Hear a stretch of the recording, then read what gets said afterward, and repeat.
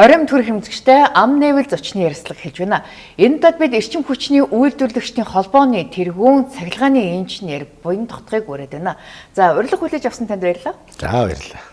Та бүхэн ярилцахаас өмнө эхлээд лаас ахгүй бол одоо юм яаж мэдгүй ярилцлага яг эд явж байхад ингээд тог гинт унтарчих юм эрсдэл байгаа учраас одоо лаа асааж байгаад одоо ярилцлага эхлэе гэж утсан юм аа. Тэгэхээр 3-4 дугаар цахилгаан станц ер нь одоо техникийн бэлэн байдал хэр байсан бэ? Өвлийн бэлтгэл ажил ер нь хангалтгүй байсан болов уу? Яагаад сүүлийн үед одоо ингээд цахилгааны хязгаарлалтыг одоо нэлээд олон хоног ингээд үргэлжлүүлвэ гэдэг ийм шүмжлэл гарч ийн л та. Тэгэхээр энэ ялангуяа энэ 4 дугаар станц дээр тэр 100 одоо гэмтсэн нь одоо цаг уур огцсон хүүтэрсэнтэй холбоотой юм уу?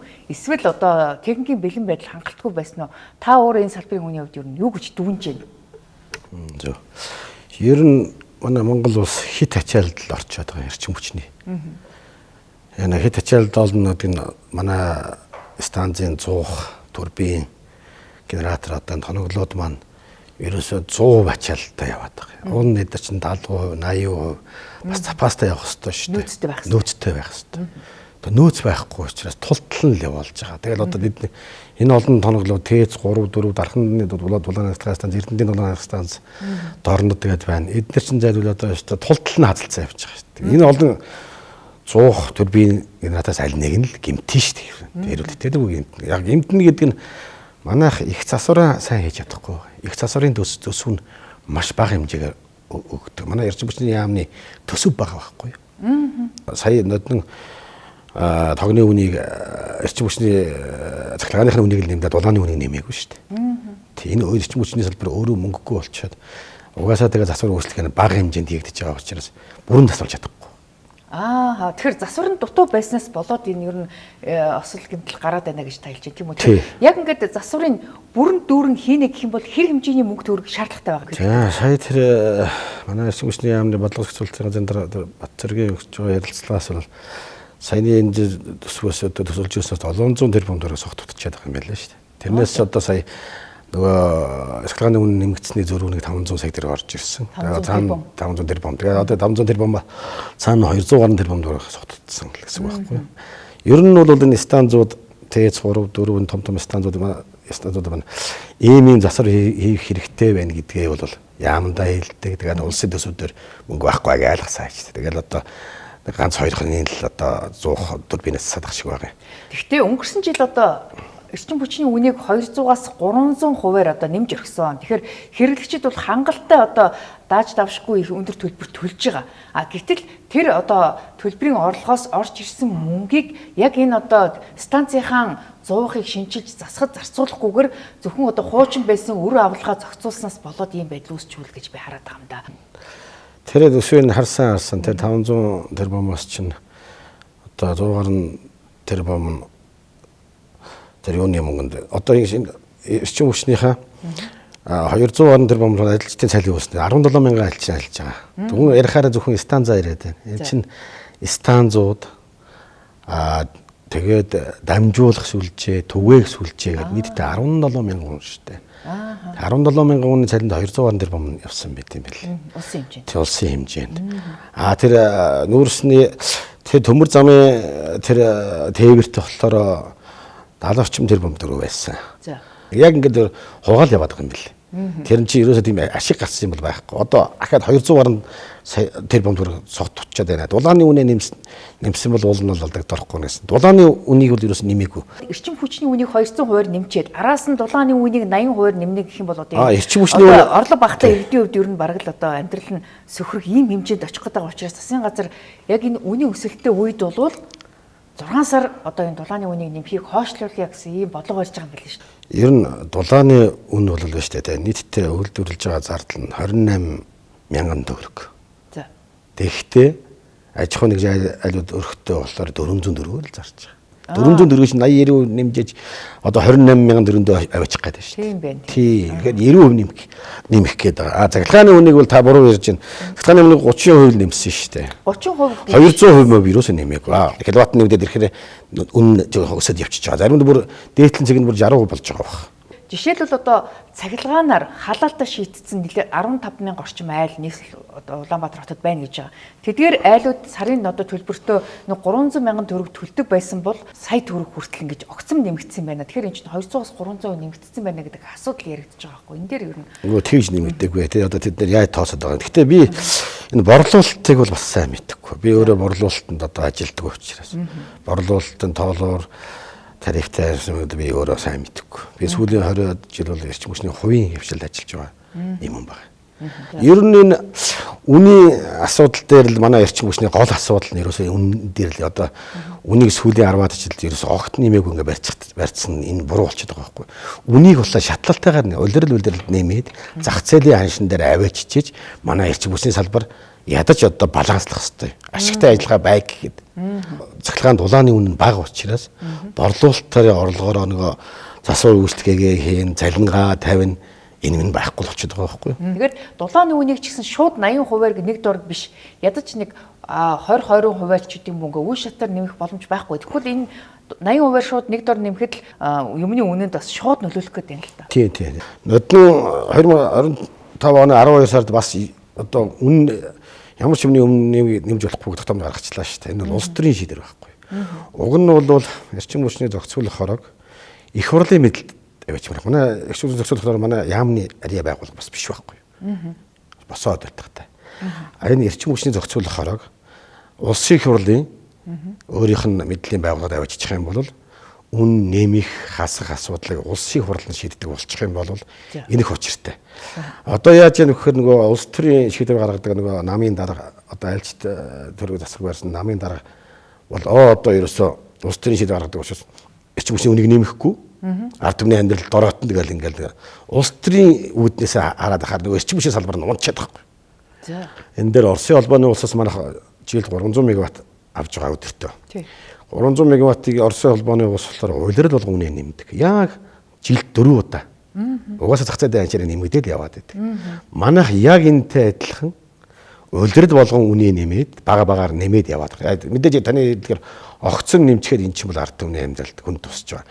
Тэгэхдээ Орос, Хятад одоо юу гэдэг ойрхон ямар л орнуудаас манай эрчим хүчний үн маш хямд шүү дээ. Үнэтэй үл ерөөсөө биш шүү. Эрчим хүчний үн өөрөө үнэтэй байж, үн цэнтэй байж өөрөөсөө бид нэр хэмнэх хэрэгтэй. Одоо маш хямд учраас бид нар чинь тоол гэрэл насаалтай байж яадаг, тэн насаалтай байж яадаг. Тэгэхээр дулааны үнийг нэмэх хэрэгтэй. Нэмэхдээ огцсон биш бага. Одоо та дулааныг бол ингэдэг. Ер нь Монгол шиг ийм айлуудын паар нэгэл тогтмол нэг температуртай. Одоо 9 сард халаалтаа тавьлаа тийм ээ. 9 сар, 10 сар, 11 сар эднэрт бол тэр паарыг чинь нэмж хасаад тэр хэрвээ дулааны үнэ яг 28,000 төгрөгөөр очих юм бол нөгөө айлууд чинь паарыг чинь эргүүлдэг нэмж хасдаг хөрөмж байгаа шүү дээ. Сүүлийн байрнуудад энийг бүх байр паарнууд өөрсдөө тавих хэрэгтэй. Тавьж иж 9 сар, 10 сар, бас 3 сар, 4 сар, 5 сар эднэрт одоо дулаах нь шүү дээ. Тэрнийг заавалчгүй хандлт тавиад иж болохгүй. Дээр нь одоо эзгүй байх тохиолдолд тэр одоо өндөр халаалттай байх шаардлага байна уу гэдэг асуулт. Өндөр халаалттай ер нь хүүтрэл 12 сар 1 сар юм байгаа шүү дээ. 2 сараас дулаарчдаг. 11 сард гарцсан гоо ер нь сүүлийн 10-аад жил Монгол улс дэлхийн дулаалаг дагаад их дулаарсан шүү дээ. Тэгэхээр та түр хэллээ шүү дээ. Одоо эрчим хүчний одоо зохицуулах хорог яамны мэдэлд биш улсын хурлын дэргэд аваачвал одоо үгүй ерөөсөө сүүл хорооны дарга бол зохицуулагч нарыг 2, 3, 6 жилээр олируулж ерөнхий сайд томилдог. Засгийн газар томилдог. Энэнийг л одоо улсын хурлд томилдог болох. Улсын хурлын мэдээд шилжүүлчих юм бол улсын хурлаар ингэ чи хэлэлцээд ерөөсөө дулааны үн чинь ингээд 400 төгрөг байна шүү дээ. Тэгэхээр 28 төгрөг байна. Энэний татасаар эрчим хүчний салбар энэ дулааны үнээс болж дампуураад байна шүү дээ. Тэгэхээр үе шаталтай нэмийгээл ингээд улсын хуралдаад явчих юм бол шийдвэр гараа явчихна гэсэн үг байхгүй. Ерөнхий сайд томилж байгаа үед, намын дарга томилж байгаа үед, нам гэдэг чинь сонгуулиар амлахтаа яадаг вүлээ. Үн нэмэхгүй, татвар нэмэхгүй. Улс төрийн шийдвэр ерөөс. Улс төрийн шийдвэрээс ангидл болгочих юм бол эрчим хүчний салбар өөрсдөө тэргүй яг зах зээлийнхаа үнэ аншаар борлуулалтаа хийгээд явчихвал эрчим хүчний салбар ингэж одоо асуудалд орохгүй, эрчим хүчний салбар ингэж уналтанд орохгүй л байхгүй. Гэхдээ би гайхаад байна л да. Эрчим хүчний зохицуулахороо засгийн газар болон сайдынхаа мэдэлд байдаг гэсэн мөртлөө яг сайдаас очиод яагаад эрчим хүчний үнийг ингэж дэмжих вэ гингүүд сайд нь болохоор би мэдэхгүй эрчим хүчний зохицуулахороо надаас хамааралгүй одоо хараат бусаар ажилтдаг юм а би нөлөөлөх боломжгүй гэж тайлбарлаад байдаг юм учиртай. Тий, хараат бусаар гэдэг нь эрчим хүчний зохицуулахороо болохоор манай яамтай бол хараат бус байхгүй эрчим хүчний яамтай. Би сая хэллээ шүү дээ яамны мэдэлд байдаг. За. Ер нь энэ үн тариф одоо манайх чинь хувийн гишүүч эрчим хүчинд байна. Эрчим үн тарифыг өсгөх үү болох уу гэдгийг энэ хараат бусаар эрчим хүчний зохицуулахаар шийдэж байгаа байхгүй. Намын дараа яаж нөлөөлөх юм гэж. Ерөнхий сайд. Намын дараа ерөнхий сайд бэлддэг шүү дээ. Эрчим хүчний сайд мэддэг байхгүй. Эрчим хүчний сайд мэддэг байхгүй. Сая нодон үн нэмэхэд эрчим хүчний реформ гэж сүртэй нэг лоожинд сүртэй нэртэй нэг эрчим хүчний реформ хийнэ гэдэг нэг шинжилгээ хийлээ гэж гарч ирээд нэд нөхдүүд эрчим хүч мэдэхгүй хүмүүс эрчим хүчний реформ хийх юм гэж юу бах вэ? Яг үннийг л. Харин би гайхсан л дээ. Эрчим хүчний салбарын биш хүмүүс эрчим хүчний реформ шинжилэл хийнэ гэд бүр хариуцаж аваад тэгээд ажлыг нэгсэн гэсэн ч одоо үн нэмснээс өөр юу ч хийсэнгүү тэгээ эргээд татан болчихоо яа. Үн нэмж тэд нар нэмдэггүй шүү дээ. Үн эрчим хүчний зохицол хорол үнэ нэмж хасан шүү дээ. Үнэ нэмэнгүүтээ зорилгоо биелүүлээд татан богчуу яа. Би 10 тэрбум төгрөгийн сонхи үйлчлэлттэй их сүртэй их л их мөнгө зогссон байх миний бодлоор. За. Тэгээ эрчим хүч мэддэг хүн нэгнээ дотор нэгч хэрэгч байхгүй. Та бодлоо тэр эрчим хүчний зохицол хороонд цэлмэн юм билүү зингийн бүлэ нэг охин байгаа шүү дээ. Тий. За тэр охин одоо нэг ер нь одоо улс төрд энэ одоо ийм жоохон 24 настай хүүхд улсын хурлд сонгогдоод би эрчим хүчний реформ хийнэ гэж орилоо. Тэр барихны байтугай гэр барьж үзээгүй хүүхдүүд улсын хурлд сонгогдож болохгүй шүү дээ. Ард түмэнд энэ сонгож буруу шүү дээ. Энэ хүн нэг гэр барьж үзээгүй хүн шүү дээ. Юун төр барих нь байтугай. Яаж энэ улс төр мэдэх юм. Тэгээд нэг реформ хийх гээд байгаа тэр дор чанд за өшөө зөндөл олон хүмүүс байсан дөө бүгдэнтэй эрчим хүчний бид нэр уулзаад яриад бидний ярьж байгаа ерөөсөө ойлгохгүй. Эрчим хүч хүмүүс биш юм чинь сандаа зөндөл хэлсэн шүү дээ. Яаж ингэж уулзсан хэлсэн шүү дээ. Ингэж тулгамсан асуудал шийдмээр байна. Ингээд 100-ны засварын мөнгөө нэмүүлмээр байна гэд ихтэйхэн тайлбарч чадсан юм уу? Бүгдээ тайлбар ойлгодгүй юм л. Яа. Эрчим хүчний хүмүүс биш юм яаж ойлгох? Ойлгохгүй шүү дээ. За. Тэгээ одоо үн нэмнэ гэдэг зорилго. Харин одоо яг одоо үн нэмсэн дээр үн нэмэхтэр би хэлээд байна шүү дээ. Тэгтээ үнийг зохицуулдаг эрчим хүчний зохицуул хорог төрийн байгууллага үн нэмдэг байхад тэднэр дундуур нь давх гэж яваад яг. Яг тэдний одоо буйнд чих юм үн захлагын үн бол нэмэгдсэн. Тэгтээ яг одоо бидний зорьсон дээр эрчим хүчний яамынхаа үнд бол бас үрээгүй. Би эндээс ингэж хараад байгаа. Эрчим хүчний салбар ер нь олон яам агентлаг одоо дунд нь ингэж эзэнгүүдэж орхигдоод байна уу? Хитрхи олон одоо эрх мэдэлтэй ингэж тал талаас нь оролцдгоос болоод ингэж удирдлаганд босоо биш харин ч хэвтэй болж хувирснаас болоод ийм байдал үүсч үү гэж хараад байгаа. Тий. Ер нь одоо манай яамдыг ирэмблэх ёстой. Ерөөсөө нөгөө засгийн газар нэм төрүүн шаардлагатай ямар салбарууд байна. Нэм төрүүн шаардлагатай тэднэрдээ мөнгөө зарцуулах дээр одоо улсын төсөв, жилийн төсөв гэж баталдаг шүү дээ. Энэ дээр ирэмбэх хэрэгтэй шүү дээ. Яг үнэ. Дэвчих зарлууд зөндөө байна. Тэгэхэд өнөөдөр Монгол улсын хамгийн том салбар эрчим хүчний салбар. Энэ ч нөр энэ олон дулааны захлагын станцтай, энэ олон шугам хоолойтой дамжуулах, түгээх энэ Монгол улсыг бүтэн хэрсэн энийг тоногдох хөрөмж байгаа шүү дээ. Эрчим хүчний яамны та энд үүсгээс 17 мянган хүн ажилдаг ийм их тоногдох хөрөмж, ийм их станц шугам шүлжээ дамжуулах түгээхтэй ийм салбар Монгол улсад байна уу? Байхгүй шүү дээ. Одоо ингээд өнгөрсөн хугацаанд бол нэг 600 мегаваттын эрчим хүчний одоо хувийн их үүсвэр станцууд өнгөрсөн хугацаанд ашиглалтанд орсон. Гэхдээ өснө нэмэгдэж байгаа хэрэглээг одоо хангаж дийлэхгүй байна гэдэг ийм асуудлыг салбарын сайд нь хэлж ирсэн. Гэхдээ нөгөө бөөрөлжүүтэнд бас л одоо энэ нүүрс хүлдсэн, бөглөрсөн гэдэг асуудлаар бас ингээд ачаа таталцах асуудал дээр бас л ингээд зэрэг ингээд л одоо доголдол үүсчихсэнийг та юу гэж харж байна? Өөрөөр хувийн станц, төрийн өмчийнх бол биш. Хувийн өмчийн станцууд одоо орж ирээд манай Монгол улсын өснө нэмэгдэж байгаа эрчим хүчний хэрэглээнд маш хөндөр ач холбогдол болж байна. Энэ нь юутай холбоотой гэхлээр түрүүний миний ярьдаг үнийн нэмийг үүсвэлж. Хэрвээ үнийн зах зээлийн ханшиндаа байх юм бол тэтэргүй хувийн компаниуд орж ирээд Монгол улс өөрөө станц барих мөнгөгүй байж штэ. 5 дугаар станцыг барина гэж одоо социализм үеэс хойш л ярьлаа 40 жил ярьлаа. 5 дугаар станцыг бид нар барьж чадахгүй л байна. Барих мөнгө нь алга байна. А хэрвээ энэ дулаан цахилгааны эрчим хүчнийг зах зээлийн ханшинд нь аваад тавьчих юм бол одоо энэ хувийн компаниуд орж ирээд эхэлж штэ. Эн чинь мэдээж ашиглахын төлөө явна штэ энэ хувийн компаниуд. Одоо зах зээлийн дулааны үнийг нэмчих юм бол энэ хувийн компаниуд ч орж ирээд бид нартай амжилтсан. Энэ бол хамгийн зөв шийдэл. За би танд одоо өсөн нэмэгдэж байгаа хэрэглээг ярив. За 2020 онд манайх 1226 мегаватт байсан байна. 2020 онд.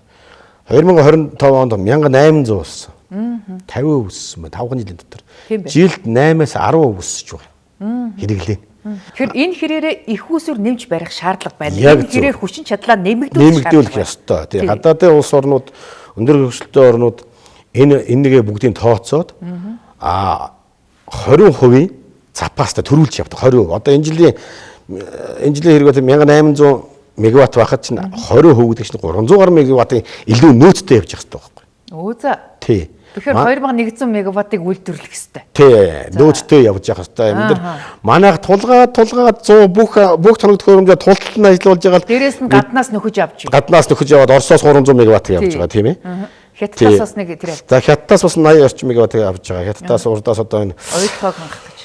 За оюутлогоо бас нэлээд өндөр. Тий.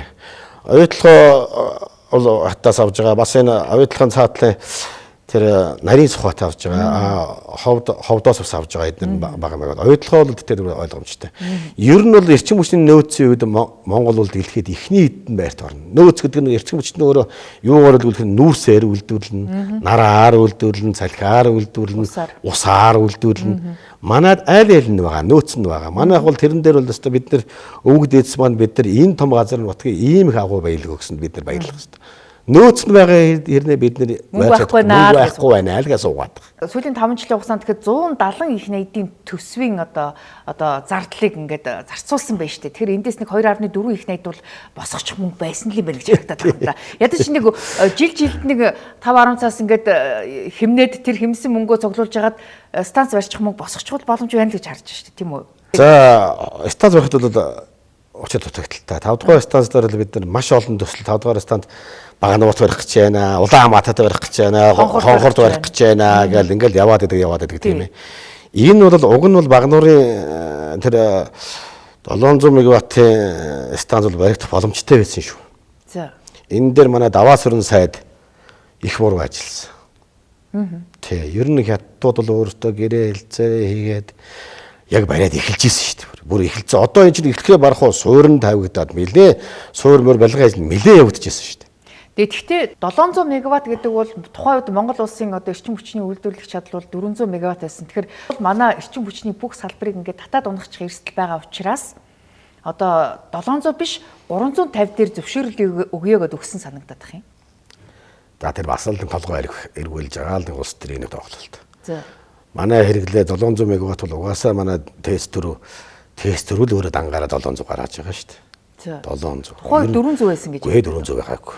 Тест төр өвчнө өөрөө 400 гаруй 500 мегаваттыг гаргадаг байсан. Социализм үед шүү. Одоо бол тест төр манай стандарт шинэ хүчин чадлаа багаар 50 орчим байгаа юм шүү. Тий, одоо бол тест төр 700 мегаватт. Тест 3 133. 133. Тий, тест 3 бол манай Монголын хоёр том станц шүү. Дараагаар нь Дахны дулаан станц ордог. Одоо өргөдөхөд 83 болсон. Тэгээ дараа нь Эрдэнэтийн 2 станц байгаа. Эрдэнэт өөрийнх нь станц болохоор 70 орчим, Гокийнх нь нэг 50 орчим байгаа хаа. Тий. За энэ Доромтын дулааны станц байна. Бас өргөдөхөд бас нэг 50-60 мегаватт болсон. Жижиг станцууд бол бидэд байгаа. Амгалан станц ус ашиглах. Амгалан бол дулааных шүү. Тий. Тэгэхээр амгалан одоо дорогуул бас л байх хэрэгтэй. Амгалан бол ер нь манай Монгол улс дулааны одоо Улаанбаатар бол дулааны л хөтөлбөрт орж байгаа. Тий. Дулааны төлбөр 50% орсон явж байгаа. Барилга байшингууд багтаад байдаг дулаанаар хангаж чадахгүй. Тий.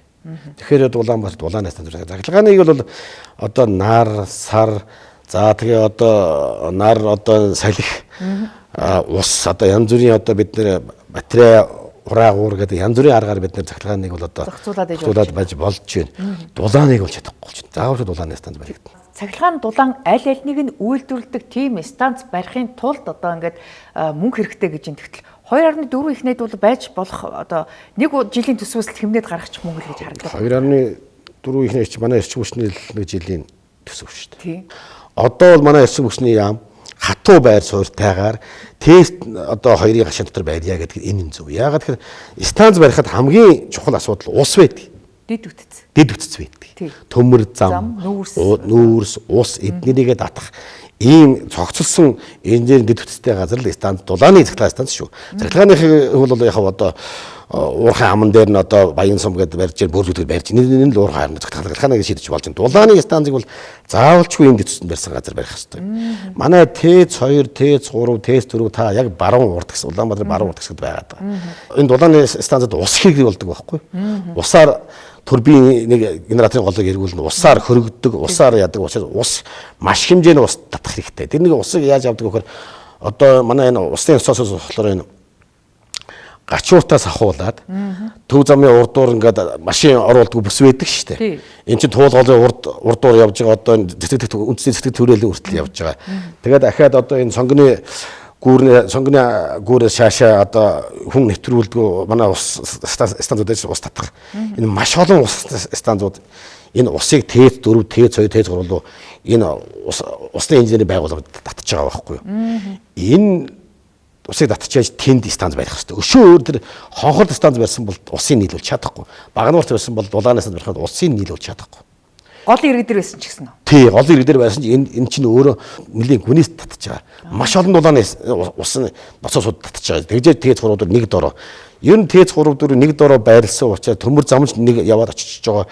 Тэр гол их усэр болоход усны хангамж шийдсэн учраас одоо хамгийн сүүлд дулааны 5 дугаар цахилгаан станцын төсөл дээр манай яам бол өстой олон төсөл дээр олон хувилбараар явж байгаа. Одоо үсээгүй л энд л байна өшөө барих газар байхгүй байна. Тодорхой анхаас тодорхой байсан. Эрчим хүчний яам одоо энэ 5 дугаар станцыг одоо энэ 2 дугаар станцын буурин дээр барих асуудал дээр эрчим хүчний яам яагаад оролцохгүй?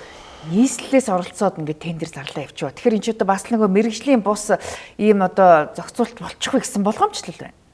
Энэ дээр эрчим хүчний яам бол оролцож байгаа. Тэгэхээр эрчим хүчний яам өөртөө нийслэлээс асуу тендер нь яаж байгаа юм? Тэр нь яг улс төрийн би тэр ашиг холбогдлогонд яаж хийж нь бол би бас сайн мэдэхгүй байна. Манай яамд ажил одоо би яамд ажилладаг учраас тэр бас л нэг очрол багттай л байгаа бах. Мэдээж хэрэг манай яам манд чинь өмнөх тест тавны асуудал нэлээ яалаа. Нийслэл дээр яамд улс төрийн юм байгаа бах. Би тэрний сайн мэдэхгүй. Энэ бас зөв шийдвэр. Энэ мөнгө гаргахгүй шүү дээ. Улсаас мөнгө гаргахгүй. Миний яриад дэд үтцийг гаргаад одоо ийм станц барих төсвийг гаргаад ачаар гадаадын хөрөнгө оруулагч нь өөртөө орж ирээд өөрийнхөө хөрөнгөөр бариад бидний хяналтанд дор мөнгөний манай улс гаргахгүй юм байна юм шүү. Энэ хамгийн зөв хэлбэр. Гэхдээ яагаад энэ 5 дугаар станцыг барих тендерт Камбож улсын MeTime International гэдэг нэг компани шалгарч байгаа. Би удаа гайхадах юм.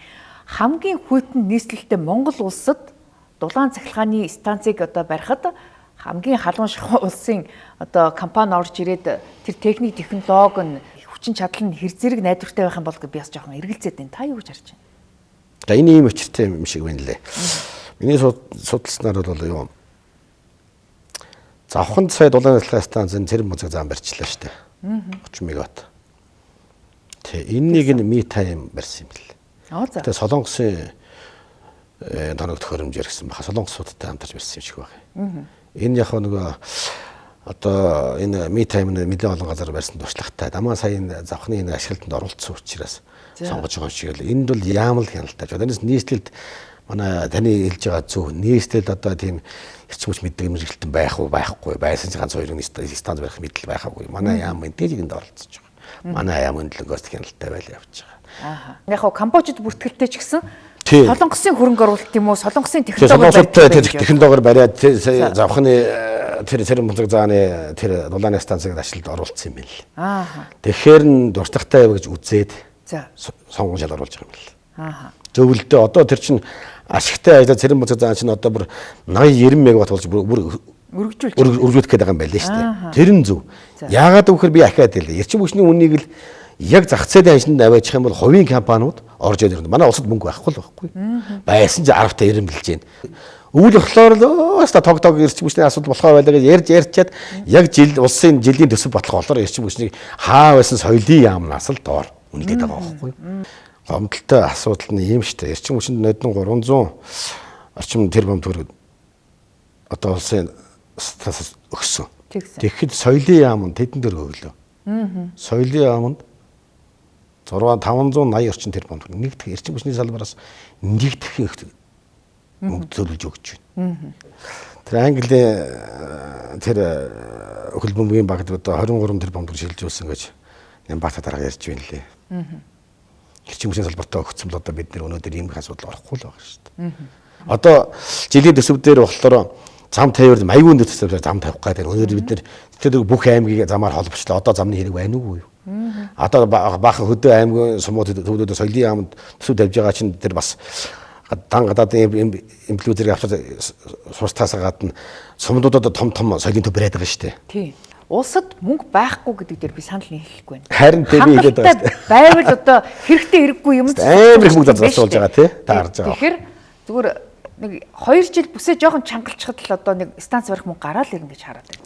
Тэц 3 бол одоо 1968 онд ашиглалтанд орсон. Дархны станц 64 онд ашиглалтанд орсон. Тэц 4 83 онд ашиглалтанд орсон. Эднээс ашиглалтын хугацаанд дууссан шүү дээ. Тийм бай, тий. Бүгд дууссан юмыг л турбин генераторыг бид нар хүчээр ажиллуулдаг байгаа. Ажиллахдаа ёстой 101 3-7 хоног л төр зогсоож яж нэг урсгал засвар яж байгаа. Их засвар биш шүү. Одоо нэг хороолол нэгдүгээр хороол 3 дугаар хороолд нэг 12 давхар нэг орстой социализмын өндөр байшин байдаг шүү дээ. Зуух яг тийм том юм байдаг шүү дээ. Нэг зуух гэдэг чинь. Тийм л ах та тий. Тэгээ тэрний тэр зуухныг нөө турбаны одынх нь одоо нингэрэлтийг нь одоо тэр зогсоож байгаа үедээ хэмжиж үзээд энэ аль хэр нингэрсэн байна. Энэ үнэхээр нингэрсэн байна. Энэ нэг одоо засах хэрэгтэй байна гэдэг тийм төсөв гаргаад байдаг. Дүүдүүл мөнгөгүй байна. Одоо тэр 3 одоо тэц 4-дөр ахаад 3 зуух үдээлэхтэй явж ингэж яриад байгаа шүү дээ. Яг ингээд цоорсон үлийгээл явж байгаа байхгүй.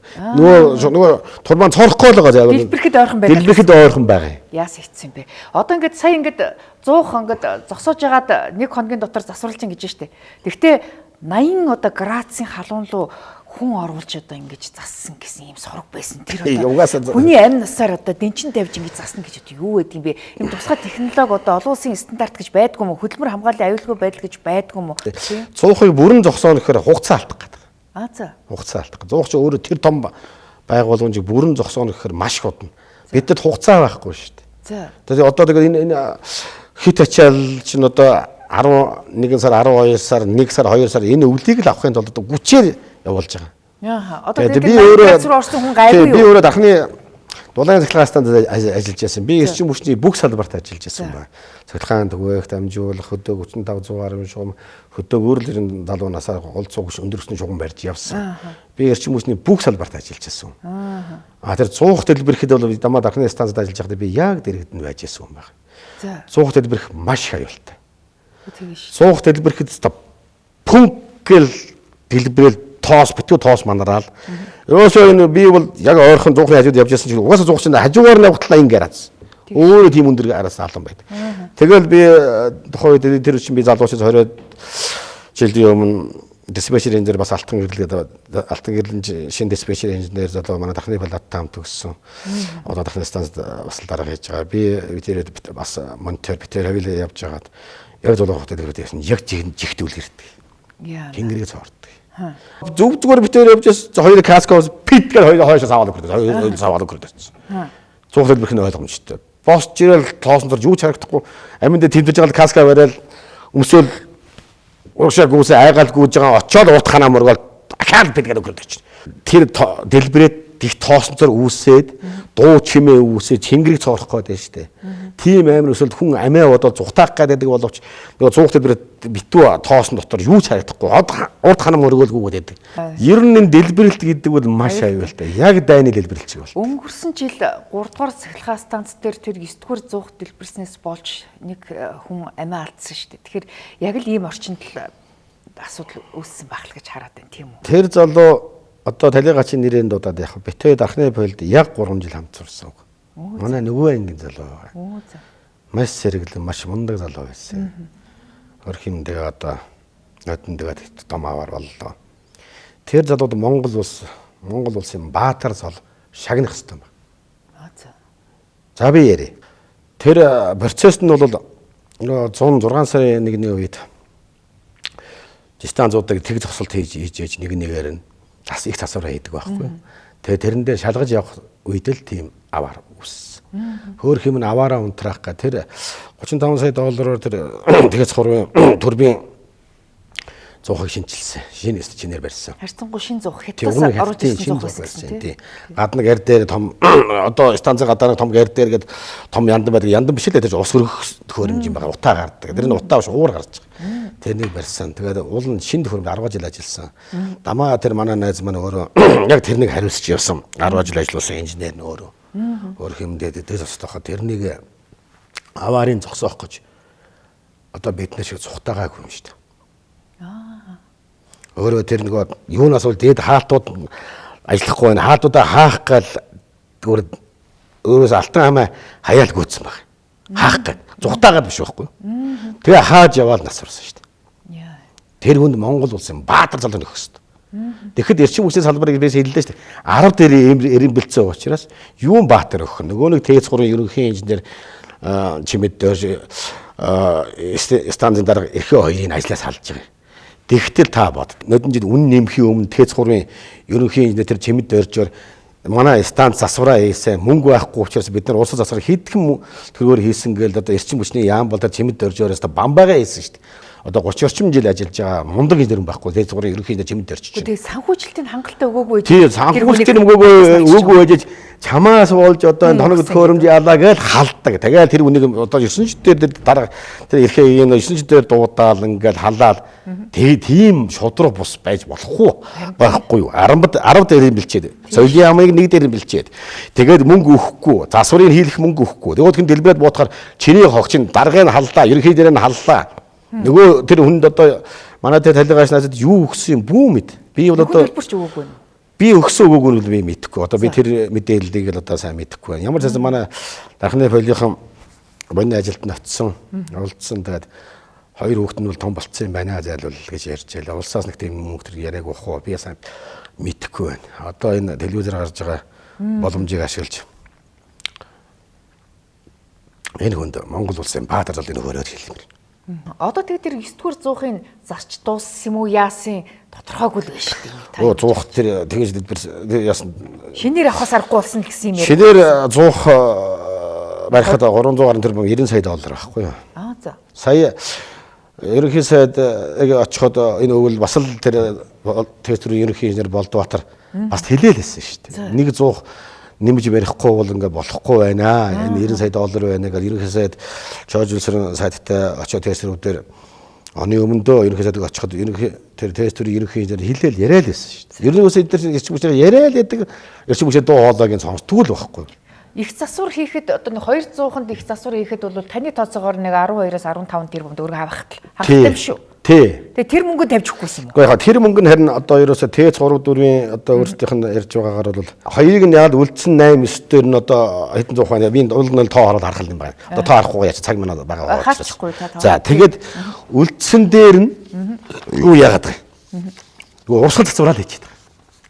Тий. Их засвар одоо тэр бүсээ чангалаад эрчим хүчний яам бүсээ чангалаад эрчим хүчний яам ч явахад манай засгийн газар ядаж 1 жил бүсээ чангалаад энэ манай зуух турбинуудыг зуухны тэдама зуухнуудыг бүх зууханд нь их цацар хийчихвэл хойтонгийн өвлийн хачааллыг чүвэ авч магадгүй. Хойтон ахаад 10% нэмэгдэн шүү дээ. Бидэд нөөц байхгүй шүү дээ. Энэ хойтон энэ сэлэнгэд баригдаж байгаа 70 мегаватт орж их болов гэж гордож байгаа юм билээ. Тэгээ хувийн хвшлийг барьж байгаа төрөөс байдаг. А энэ бөөржөд болохоор 27-8 онд. А Баян суманд баригдаж байгаа тэр 600 мегаватт чинь болохоор бөөржөдтэй ойрхон шүү дээ. Энэ чинь болохоор 600 мегаватт нь 27 онд гэж байгаа байхгүй юу? Аа дахиад 1 жил дутуу. Тийм их. Одоо хойтонгийн 26 оны хойтонгийн өвлийг авах нөөц байхгүй. Дусаа. Оо за. Байхгүй. Яа. Тэгээд одоо 5 дугаар станцыг одоо за барьж эхэллээ гэж бодоход 4 жил одоо шаарддаг гэж яриад байна шүү дээ. Тэгэхээр 4 жилийн хугацаанд одоо хөлдчихгүй нэг тест гарахын тулд яах вэ гэсэн үг тийм үү? Юу ч байхгүй. Тэгэхээр одоо яах вэ гэхээр манай засгийн газар за яг зандаа штргоо ерөнхий сайд болсон. Миний үед маш их баяртай байгаа. Энэ бол эдийн засагч. За. Эдийн засагч хүн бол одоо угаасаа эрчим хүчний салбараа одоо ямар дороолт орсон байгаа. Одоо ард түмэнч мэдж байгаа.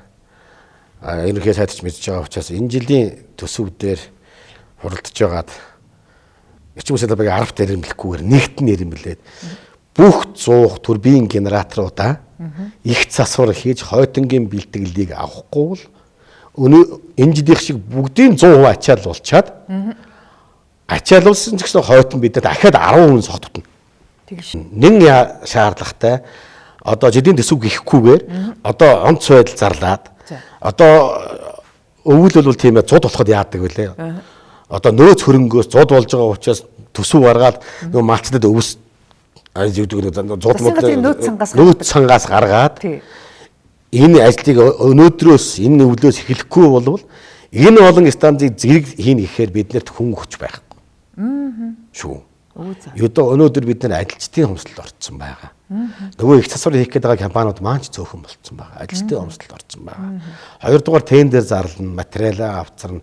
Энэ том станцыг засахад ч маш их цаг хугацаа орно. Хойтон өвлийн их ачаал чинь эхлэх тулчдаг. Энд маш их цаг хугацаа ордог шүү. Гадны мэрэгчлэнүүдийг үрж авчрах боломжтой. Гадны мэрэгчлүүдийг авчрах шүү. Бөөн хүчээр бүгдөө нэг засвар руу орохгүй. Одоо юу үндсэндээ машинаар бол 60, 70, 80 оны нөгөө дээр үн зээлцэн 30-аар гэдэг машиныг бид дугуйн хагараад мотор нь цохиол тэгээд засаад яваад байгаа шүү дээ. Машинаар бол тийм ээ. Тэгэхээр энэ машинд их засвар бүгдийн их засвар хийхгүй бол хойтон өвөл тэдэргөөс конец юу. Хайр нэргүй тасна тогийг. Ерөөсөө 90-ад оны үед тийм ээ. 90-ад оны үед та мэдж байгаа баг. Тог байнга таслагдсаад 30 гаруй жилийн өмнө. Хэвийн үзэгдэл. Тий 2 цаг байтугай 20 цагаа тасалдаг байсан. Бид нэ тоодгүй л байсан тийм үү? Одоо яагаад энэ ард түмэн уурлаад байгаа юм? Та юу гэж бодож байна? Гэхдээ одоо энэ 21-р зуунд тог тасрах гэдэг ойлголт дэлхийд дахин баг мартчихад байхад Монгол улс л одоо энэ буцаад 30 жилийн өмнөх байдал руугаа ухраад байгаа юм бэ гэдэг асуудал шүү. Та бол тэр доотлын нөгөө сая тог тасрахад чоожо гэдэг фэйсбүүкээр яваад байгаа мэдээлүүдийг хараагүй байна тийм. Тэр хүн болгон олонний танил хүн болгон чоожо тогоо өгөөч гэдэг. Тэр доотх комитийн би одоо мэрэгжлийн уншаал байгаа. Тэрэн дээр хамгийн түрүүнд уншигдож байгаа сэдв Монгол улс баяжсан штэ. Англи шигшээ тэр Их Британд дэлхийн тэр их гүрний одоо хөл бөмбөгийн багад сая доллар хандуулж байгаа штэ. За тэгээд бас нийслэлийг бас ярьж илээ. Нийслэл болохоор яаж юм тийм ээ? Бордюр сольж байгаа. За тэгээд дараагаар нь нөгөө явган автан зүг зүгээрээ явган автан 50 тэрбумаар сольж байгаа. 50 тэрбумд наад чинь байна штэ. Тэгэхээр 100-ны засварыг 6 тэрбумаар л ийдэг штэ. 50 тэрбумаар чинь 8-аас 900-ыг засчихаар мөнгө байсан байгаа үстэй. Аа. Байна уу? Байна. Тий. Зүгээр байгаа замыг хуулж аваад солиод байгаа штэ. За яг би Жигтэй дүүргийн иргэдийн урлагийн төлөөлөгч. Одоо нийслэлээ муулсан ихт орчих واخ. Гэтэ одоо өшөө харгаалга. Би муулаагүй. Тэр комитетыг уушаарай. Доор нөгөө комитет. Та өөрөө Чингэлээ дүүргийн иргэдийн урлагийн төлөөлөгч. Тэгэхээр танаа дүүрэгт одоо ингээд энэ ихтлгүүрийн хажуудлын зүв зүгээрээсэн хавтангуудыг хуулж аваад л ингээд өөр хавтан тавиад байна л да. Тэрийг одоо бойлуулах тал дээр танаа дүүргийн удирдлага ер нь санал өгөөгүй мүү? За манай дүүргийн удирдлагууд яг үдээ тэгээд отын дараа Нямбата дараах чинь тэгэл гараа өргөчвөл тэгэл дүүрэгчин дагаад гараа өргөнөш яраа байхгүй хил ам хийж болохгүй шүү дээ. За одоо нүүрсний станцууд модноос гарсан. Тийм учраас 5 дугаар станцыг барих шаардлагагүй гэж яриадсэн шүү дээ. Бараг л. Одоо манайхан бол одоо сэргээгдэх сайн сэргээгдэх хэрэглэхгүй байна. Сэргээгдэх барих гэж байгаа маш олон техник нөхцөл байгаа. Маань яам одоо техник нөхцөл өгөхгүй тэднийг хязгаарлаж байгаа. Зөв. Сэргээгдэх биднэрт хэрэггүй шүү. Эрчим хүчнийг одоо нараар сэргээгдэхээр бол нараар, салхиар, услаг класс станцаар хийж байна. Дараагаар нь дулаанаар хангаж байна. Ингээд энэ дөрвөн төрлөд хангаж байна тийм ээ. Дулааныг юугаар гаргадаг? Нүүрсээр гаргадаг. Тэрнээс нар салхи усаар биш. Тий, нар салхи ус бол Монголд хэрэггүй. Нар салхины өчнөө өндөр өвтгтөө энэ урд дуур ингээ айгүй том станцууд байссан. Одоо нийтдээ 150 мегаватт болж байгаа баг. Сэргээгдэх. Ачаал татцахгүй шүү дээ тийм. Ачаалаас юус амжилтдаггүй. Тийм бэ. Нөгөөдөл нь нар нь яадгүй өвөл байхгүй болчихдог. Тий. Хэрэггүй үед нь биднээс маш их мөнгө сорчоод. Тий. Хэрэгтэй үед нь байхгүй болчихдог. Яг байна. За 50 бэг сайдын ярьж ясныг би яриа. Нийт борлуулалт тий. Одоо захлагаан дулааны нийт борлуулалтын 30%-ийг нар салхиас авж байгаа энэ станцууд чи авч байна. Тэгсэн хэрнээ энэ нийт гаргаж байгаа эрчим хүчийн 6%-ийг л үйлдвэрлэж байна. 94% энэ дулааны тез 3-4 энэ дулааны станцууд чинь үйлдвэрлэж байгаа хэрнээ нөгөө олсон орлогыг чинь дөнгөж 70% л авч байна. 70% авч 30% нөгөө нар салхины нөгөө улс төрийн шахагаар шахацсан нөгөө баг нь очиж аваад алга болчихж байна. Эрчим хүчний алдагдал энд байна. Наад асуудлыг чинь манай телевиз бодлогоор одоо хөндөд тухайлах юм бол энэ сэргээгдэх эрчим хүчний гэж байгаа 11 12 компани одоо ингээд лобби хийж их 1 кВт-ыг нь одоо хэдэн центр ч 10 Вт центр ч үлээ тогтоогоод ингээд Монгол улсын хуулийг зөрчиж иргэдээс одоо ингээд валютаар хэмжээний ингээд төлбөр авдаг. Энд ч одоо шударга юм уу гэдэг. Харин энийг ч шийдвэрэхийн тулд эрчим хүчний зохицуулах хаваа тэр том байгууллагыг одоо улсын их хурлын мэдээлж шилжүүлчихэд энэ асуудлыг улсын их хурлаар шийдээд ийм тэр 10-аад тэр нөхдүүд байгаа шүү дээ. Өндөр өртөгтэй дандаа улс төрийн оролцсон. Тэр нар салхины нөхдүүдийг зүгээр л одоо хаачих. За хаахгүй юмаа гэхэд өртгийн өнөөдрийн одоо дэлхийн өнөөдөр одоо сэргээгдэх эрчим хүчний үн чинь маш буусан шүү дээ. Тэрэнд нь аваачаад энэгээр тооцно. Энэгээр тоосоо танаа төлбөр төлнө. Төлөхгүй бол бидний одоо хэрэггүй юм чи яах юм? Тэгээд валютаар гэдгийг нь болмоор байгаа байхгүй. Монгол улсын төлбөр тооцооны хуулийг зөрчиж байгаа юм биш үү? Тий, одоо сая та хэлээ л дээ. Би сая хэллээ ш. Энэ эрчим хүчний борлуулалтын цахилгаан дулааны чинь мөнгөний 30% нь аваа явж. Тэгэхээр 6% нь гаргаж байна. Тийм дээрлэх үү. Нөгөө дулааны муу нэртэй дулааны цахилгаан бас сэргээгдэхтэй эрчим хүчний салбар чинь уналтанд очиад байгаа шүү дээ. Уналтанд ороод байгаа байхгүй юм чинь. Тэгэхээр одоо энэ сэргээгдэх эрчим хүч ногоон эрчим хүч бол дэлхийд дахинд одоо шалгарсан юм а гэдэл одоо ингээд бас дахиад нэмж барих гээд байгаа мó эсвэл одоо тодорхой бодлогын дэмжлэг авах гээд байгаа мó юм асуудал сүүлүүд яригдаад эхэллээ. Та юу гэж харж байна? Тий, яг сая манай их хурлын дарга манай Чингэлтэй дүүрэг дээр тэр айл дээр ирээд ерөн сэргээгдэхээр угаасаа бид нар эрчим хүчний албанд орсон учраас сэргээгдэхийг дэмжиж гэж байна. Энэ нь үл зөв. За. Тэгэхдээ нийтдээ 11 айл холбогдсон байгаа. Одоогийн байдлаар нэг айл 60-70 сая төгрөгөнд одоо энэ сэргээгдэх эрчим хүчийг авах юм байна. Одоо нар салхины энэ ветеринарид авах юм бол өртөг өндөр байхгүй юу? 2 жилийн өмнө тийм байсан. Одоо харин буутсан юм байлээ. Одоо буугаад 30-40 сая болж гэнэ үү? Нэг айлд. Төстөр 20 хэдэн сая нэг айлд шүү. Их л хүнтэй юм байна лээ. Чадахгүй. Энэ чинь гэр хорооллын гих одоо 220 мянган айл болгон ийм төлбөр төлж одоо суурилж чадахгүй. Тэрнийг харин харсан боломжтой хаусанд амьдардаг хүмүүс харин авд тавиад байгаа. Тэрнийг харин учрал манай их хурлын даргын тэрэн дээр харин хаусанд амьдардаг хэрнээ эрчим хүчний дутагдaltaй одоо энэ лагер хойд лагер байна шүү дээ. Өндөр орлоготой боломжтой айл. Тийм хойд лагердал бол энд боломжтой. Лагерт амьдарж байгаа хаусанд амьдардаг хүмүүс тавьчих хэрэгтэй юм байна. Энэ бол санаа өгж байгаа юм. Зөв шүү. Би энийг бол дэмжиж байгаа. Одоо хэдэн жилийн өмнө одоо ингээд тог нэлээд олон цагаар тасарсан шүү дээ. Улаанбаатар хот болон 5 аймаг зэрэг ингээд одоо цахилгаангүй болоод 5-6 цаг бас барах хүлдэх дээр тус ийм эрсдэл байсан. Тэгэхээр энэ эрсдэл дахиад үүсэхгүйс баталгаа алгах тийм үү? Баталгаа байхгүй. Манай агарын шугамдаа засварж чадахгүй шүү дээ манай Монгол улс. Станцдаа засварж чадахгүй юм. Агарын шугамдаа чадахгүй шүү дээ. Дамжуулах үгтэй чадахгүй байна. Мөнгө нь байхгүй байна. Тэгээ ерөөсөө энэ асуудлаас болж эрчим хүч ажилчтай алдаад байгаа. Хэн баталангаар ажиллах юм бэ? Тэгээд тэр чинь өөрөө маш хөндөр өртөг. Амнаас эрүүл мэндийн хохирлолтой маш хүнд нөхцөлд ажиллана. Одоо энэнийг л би ярих гэж танаа эртүргэд оролцоод байгаа. Тийм байх. За одоо би зөвхөн өөрийнхөө надад л яриа. Би дархны биологич төгссөн техникийн сургууль. Би техникийн сургуулийг 2000 он захиргааны инженер мэргэжлэр төгссөн хүн байгаа.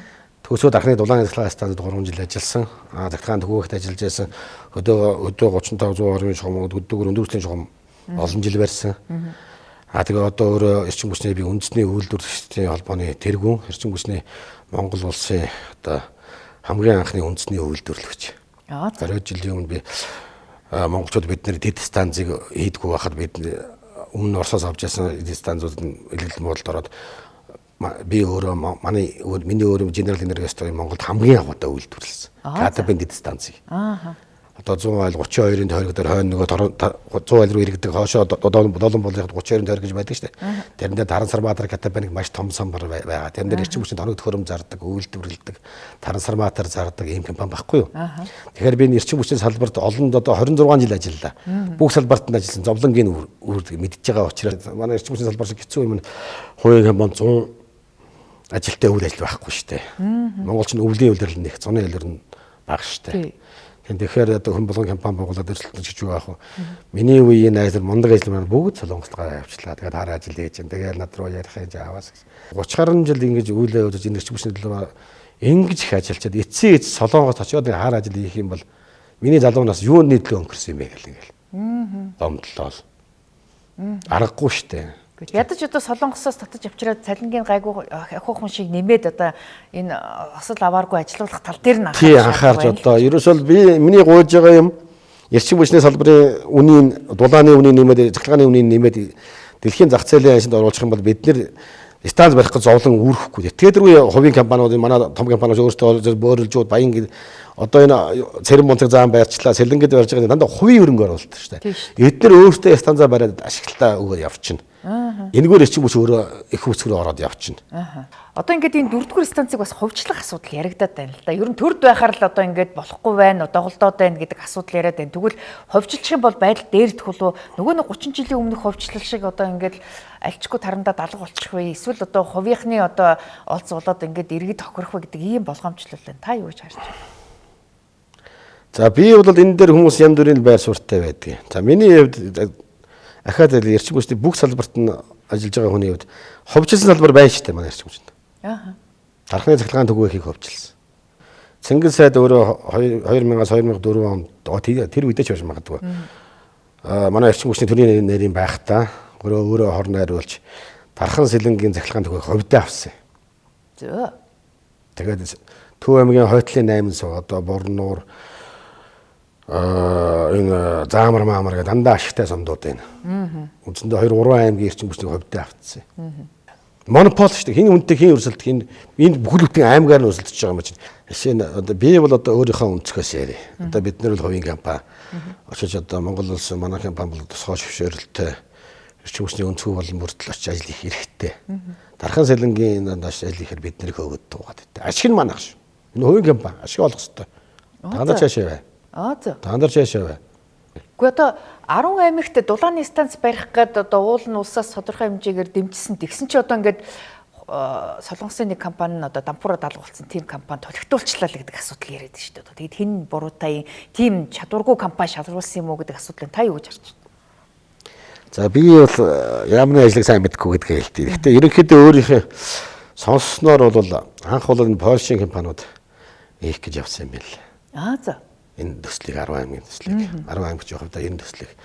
Тэгээд дараад нөгөө хятадын зээл бол дараад нь Солонгосоос зээл аваад тэрний нэг тодорхой хувьд 120 хэдэн сая доллар байсан баха. Тэрэнд нь 10 аймгийг барьгээд Солонгосын компаниар хэлгүүлсэн. Нөгөө Солонгосын компани тэгээд дампуурчаад байгаа юм байна. Ерөнхийдөө Солонгосын компани дампууруудаж энэ болохгүй юм шиг гэдгийг бол хөрөнгө оруулагчдын Солонгосын банкнууд нэгэдэд байсан юм байна лээ. За Солонгосын банк нь өөрөө энэ найдваргүй компани шүү гэж Монголын талд мэдэгдэжсэн юм байна лээ. За. Тэрэн дээр тэгээ манай 50 бэсэд энэ нас нотх эднэр ахаа дээр нь зөвд хөвчлөгээ нэмж туугаа дампуурж байгаа юм дээр улан дампуурлцсан юм шиг байгаа. Миний сонссноор бол. За. Тий. Одоо ч гэсэн багнуурын захиргаан төгөөгөл хувийн харахад улсын компани, улсаа санхүүждэг болгож хувийн компани шиг ажилладаг шүү дээ. Ашигын төлөө. Үгүй хувьчилчаад бусаад улс авсан билүү? Тэр нь дулааны цахилгаан станц. Буцаагаал төрд авсан. Хувийн компани ашигын төлөө ажиллана шүү дээ. Би энэ хувьчлалын эсрэг байдаг. Хувьчлалээ. Хувьчлалын эсрэг. Өмнөх одоо тэр алдааг бас давтахгүй баталгаа байхгүй. Давтна. Одоо ТЭЦ 3 4 дээр бол хувийн компаниуд орж ирээд ашигын төлөө ажиллана шүү дээ. Нөгөө ард түмний төлөө ажиллахгүй шүү дээ. Хувийн компани ашигын төлөө ажиллана. Аргасан мөнгө гаргаж авахгүй л үзчихэж дээ бид нар чинь. Тэгэхдээ өнөөдөр дандаа станцуудыг хувьснаа гэж байгаа. Би ахаа дээр станцуудад дээр манай 70 жил социализмын үед энэ станцыг барихын тулд нөгөө нэг сая ус дадах ийм нүсэр том дэдцүү бариад төмөр замын бариад тэгээд дулааны бариад инженерийн шугамын бариад ийм том Монгол улсын стратегийн ордоо яагаад хөвчлөх гэдэг вэ? Стратегийн одоо объект. Угаасаа энэнийг хөвчлөхийн тулд албаар олон жил эрчим хүчний салбарыг дампууруулсан байж магадгүй. Энэ бол ер нь эрчим хүчний салбарыг хэрэгээр олон жил нэгт биш 10 дэрэмдээд байгаа шүү дээ. Засгийн газар, үеийн засгийн газар. Энэ эрчим хүчний дампууруулж яаж хувьд авахын төлөө лобби яваад байсан байх гэж эрчим хүчнийхээ ярьдгийг шүү. Энэ ортой шүү. Би ортой гэж боддог. Эрчим хүчний салбарыг зориуд доголдуулж, дампууруулж ягаад хувьчилж аваад ашиг олох гэсэн ийм одоо санаархал байна гэж та хэлдэг. Угаасаа эрчим хүчний тэгж ярьдаг шүү дээ. Би яриад байгаа юм биш. Манай салбарын л ярьдаг үний юм чинь. Би хэлээд байна шүү дээ. Нэгт биш 10 дэрэмд хэлж яагаад. Хэрэгээр ингээд дампууруулаад байна шүү дээ эрчим хүчний салбар. Тэрнээс жил болгон засвар үйлчлэгээ хийгээл яваад байгаа эрчим хүчний салбар чинь бол уг нь бол яваад байвал яваад байхад салбар шүү дээ. Хэрэгээр үнийг унгаж яагаад ашиггүй болгож байж тийм ээ. Тийм тэгэхээр одоо энэ 4-р станцыг ингээд төр ингээд аваа явж чадахгүй байгаа учраас хувьчилчих юм бол бүх юм сайхан болно гэсэн ийм одоо яриад байгаа шүү дээ. Хувьчилчих юм бол хувьчилж авсан нөхөр чи ашийн төлөөл явна шүү дээ. Тэгээд ард түмний төлөө явахгүй. Эрчим хүчний салбарт ард түмний төлөө явах хэрэгтэй шүү дээ. Дээр нь энэ усан цахилгаан станцуудыг барих ажил бас олон жил яригадаад жишээлбэл эгийн голыг 30-40 жил яриад одоо ингээд Оросууд зөвшөөрөх гэж байгаа юм шиг гүйч юм шиг ийм байдалтай гацчихад байна. Эрдэнэ бүрэн дээр бас ингээд хятадаас зээл авч байгаа гэж боловч тэр зээлээ бас ашиглаж чадахгүй нэг юм гацчихад байна. Нэг юм тодорхойгүй байдал үүсчихэд байна. Та юу гэж харж байна? За усны класснаас Монгол маш хэрэгтэй юм байна. Бид нар чи маргааш нь ямар хэрэглээ авах уу энэ хэцүү үед одоо бүх юм ажиллаж яхад нөгөө нар салхич нь гараа авчиж байгаа шүү дээ. Гараа авчаар станцууд доолдож эхэлнэ. Нөгөө бид нар Т3 4-ийн том генераторуудыг төлбөрийг нэг 70-80% ажиллуулж байгаад тэр станцууд гарангуут 100% болгож яваад ачаалан тэнцвэрүүд өгөх гэдэг чинь ихгүй бол нөгөө нар салхич гараа авчихаар шууд доголдох юм бол эрчим хүчний систем нам унах юм бол болдгүй байхгүй. Тэр зогсдгүй Монгол улсын эрчим тэнцвэртэй зогсож байгаа гэдэг. Тэрнийг тэнцвэржүүлдэг станц чинь энэ усны класс станц шүү дээ. Одоо говьлтаад бол баригдсан дээр тайлшгүй усны класс нь маш их өргөж өгч байгаа. Одоо тэр чинь эхэндээ нэг барахад бас шандаашингууд одоо манай энэ болж ясан гэдэг шандаашингууд байхгүй газар гэж байхгүй. Тэгтэл одоо говьлтаахан бөөм баяр. Одоо тэр нөгөө анх төлөвлөжсэн нуур нь маш том болсон шүү дээ. Говьлтаа усгүй газар тийм том нууртай болно гэдэг чинь говьлтаа ард түмэн баярлаад тэгээд тэр нууранда бүр гэгийн нуур гэж нэрвэгдсэн байгаа шүү дээ. Эрдэнэ бүрэнгийн цахилгаан станц 90 мегаваттын хүчин чадалтай. Харин нөгөө хятадын зээл мэлэн бүтээл овоо ашиглалтанд ороод эхэлж байгаа. Эхний нодонгоос ихэд явж байгаа. Одоо яг нэг хүнд хэцүү 70 барих ажил дээр явж байгаа. Энэ дээр нутгийн иргэд маань эхэндээ эсрэгүүцлээ тулгарч яасан. Одоо Эрдэнэ бүрэнгийн усан цахилгаан станц ашиглалтанд орчих юм бол одоо энэ төвийн эрчим хүчийг хангах боломж бас одоо ачаал таталцах боломж байгаа. Боломж байгаа. Боломж байгаасаад энэ бол мөрөөдөл Монгол улсын эрчим хүчний салбарын мөрөөдөл. Усны цахилгаан станц энэ том чадлаа усны цахилгаан ашиглалтанд орно гэдэг нь өөрөө одоо нэг хүмүүс хүсдэг байсан лаанд 200 авъя, 300 авъя, 500 авъя гэж мөрөөддөг үстэй. Монголчууд бидний ганц мөрөөдөл байхгүй. Эрчим хүчний салбар тодорхой салбартаа ирэмблээд хөрөнгө оруулалтаа оруулаад бүсээж хангалаад энэ гомгийн гол шалтгаан би ахаад хэлээ тэр дулаан цахилгааны үнийг өөрийнх нь өртөгт нь өргөжих юм бол эрчим хүчний салбар өөртөө тэтдэг аваа явчихна. Хувьшилж болохгүй шүү. Хувьд авахаараа нөгөө баян хүмүүс яадаг вүлээ? Монопол болоод баяжчихаараа нөгөө мөнгөө казиноос очиод үрчдэг үсттэй. Тэгэхээр сая та харсан баг. Эрчим хүчний уул уурхайн сайд нь манай төлж байна энэ хувийн колонгод ирээд аваад тараагаад байгаа шиг тарааж өгөхгүй үсттэй. Нөгөөдөл чинь нөгөө шиг авангуудаа цаашаа уул уурхайн үнэтэй уул уурхайдаа явшид ард иргэдээ бодохгүй л байгаа үсттэй. Хувийн салбар гэдэг чинь ийм. Бид нар стратегийн нефтэ хувьд алдчихсан учраас одоо бол босоод улсад авах нэмэр байхгүй. Улсад байгаа стратегийн ганц салбараа хойвчилж болохгүй шүү. Энэ бол лобби л явж байгаа шүү. Тэгэхээр арч намынхан бас энэ эрчим хүч одоо шадар сайд дорж хаанд эрчим хүчний сайд чойжсэн хоёрыг одоо огцруулах ийм шаардлага тавиад байна. Энэ зөв үгүй юу? Сайд солигдоод танаас салбарт ер нь дэвшил гарах уу? Та юу гэж харж байна? Ээдээд одоо эрчим хүчний сайд чойжсэн гооч мэрэгжлийн хүн би биш гэж боддгийн. Тэгээ ОП-л төгссөн инженерлэн Уралын политикийн дэс сургууль. Ийм чадaltaй сайд байгаа хэрнээ ингээд байгаа юм чи одоо бүр чадал муутай очиод бүр тоглох юм болоо гэж бодох юм бэ. Биш дээ энэ биартай юм шүү дээ. Гэтэ биараа гаргахгүй л байна. Одоо би тэр 100 хоног өгөөд 100 хоног дээр биараа гаргаад өгөөч сайд мэл гэж одоо цай даргаа муулаад яах вэ? Тий одоо дараагийн нөхөр бас нэг носон жорны нөхөр өрөөдөр бүр тоглолтод баларх юм болоо гэж боддог. Би миний хувьд боддог шүү. Ерөөсөө социализмын үед 70 жил бүтээн байгуулалт юу хийсэн бэ? Эрчим хүчээр босгосон шүү дээ Монгол улс. Ерөөсөө ямар ч улс эрчим хүчээ босгож ийж улс орон хөгждөг. Эрчим хүчний аюулгүй байдал бол үндэсний аюулгүй байдал. Аюулгүй байдал тий тулгуур. За ингээд бидний ярилцах цаг ингээд дуусч байна. Ингээд бидний урилгыг хүлээж авч дэлгэрэнгүй тайлбар ярьцлага өгснөд баярлалаа. Тэгэхээр та цахилгаан инженер хүний хувьд энэ салбарт олон жил ажилласан хүний хувьд ер нь одоо тулгамдаад байгаа гол асуудал дээр төр юун дээр анхаарах ёстой вэ гэдэг дээр бас өөрийнхөө санал бодлыг солилцлоо. Ингээд таны цаашдын ажилд амжилт хүсье. За баярлалаа. За баярлалаа. За манай энэ удаагийн ам нэвэл зочны ярилцлагаар эрчим хүчний үйлдвэрлэлийн холбооны тэргүүн цахилгааны инженер Буян Тогтох оролцлоо. Анхаарлаа хандуулсан үзэгч тагүнд баярлалаа.